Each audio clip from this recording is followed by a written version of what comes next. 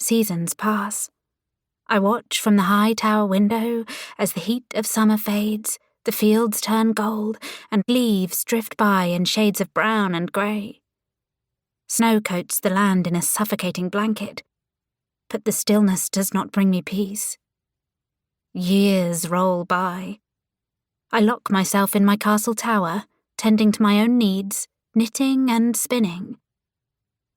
At first, people bother me. I tell them to leave me alone. They think I will change my mind. I do not. As the seasons pass, it becomes clear that I do not intend to leave. Roland begs, Janet whispers in my ear. The Fairhaven girls are growing older. When I next look up, decades have passed. They are bent and grey. The people that I love are dying. I return to my crafting. A century goes by, then 2, 3. All that I have built is crumbling. My tower is all that remains of my heart. Roland lies rotting in an unmarked grave. Perhaps, finally, I am ready for death. Queen Maud? The voice jolts me awake.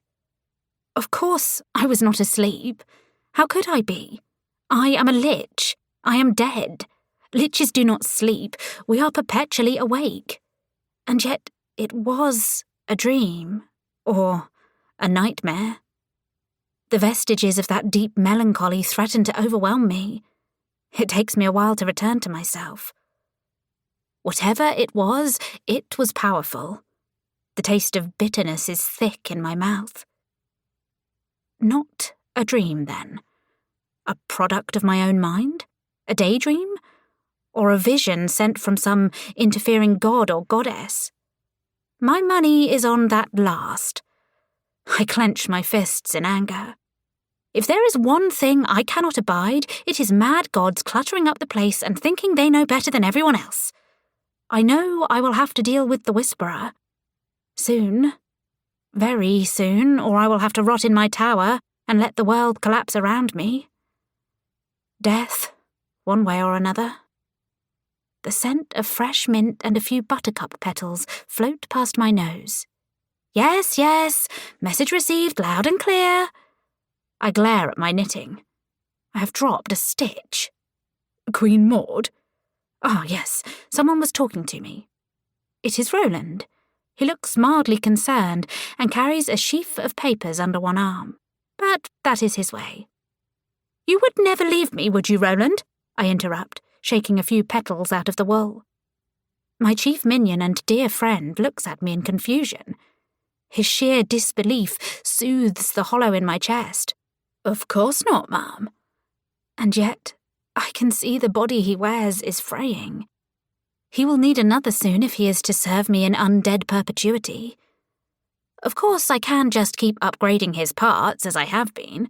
An ear here, a new limb there. He has been through 3 sets of hands in the last year already, mostly because he works so hard. But as long as his soul is the same, does it really matter whose body parts he wears? He is a patchwork of stitching and mending, displaying his repairs with pride. And I am proud of him.